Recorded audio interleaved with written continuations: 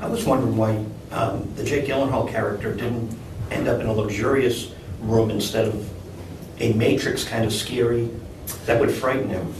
Well, I guess the idea was that you know, without getting into too much spoiler territory, but he is manifesting a reality at those points where he's not on the train. When he's on the train, it's basically being dictated because it's the experience of Sean Fentress that he's sort of going through. Mm-hmm. But when he's in this sort of holding pen, he has nothing. He has no sensory information being sent to him other than his own experience and the very the minimal amount of sense experience that, as we discover later on, his half corpse is getting from that box that he's in.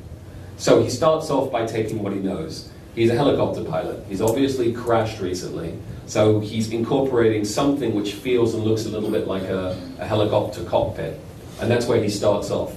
And then over the course of the film, that's morphing and changing into something bigger and a more complete understanding of what he really is in. And he ends up in this thing that almost looks and feels like a prison cell.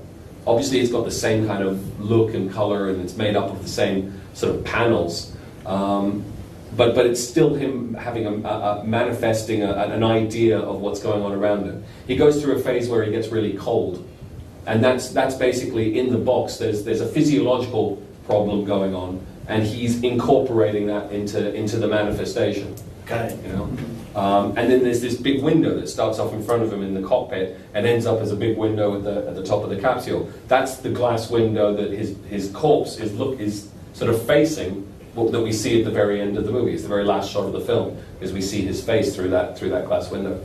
So it's always about, you know, him trying to make sense of his reality. But I loved how you kept our attention, that you could keep going back, kind of like a science fiction honeymooners.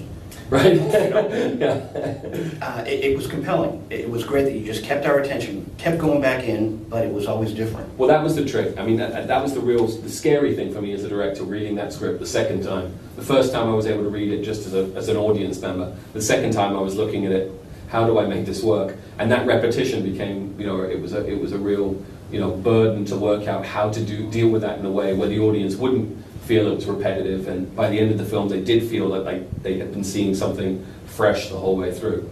It worked, yeah.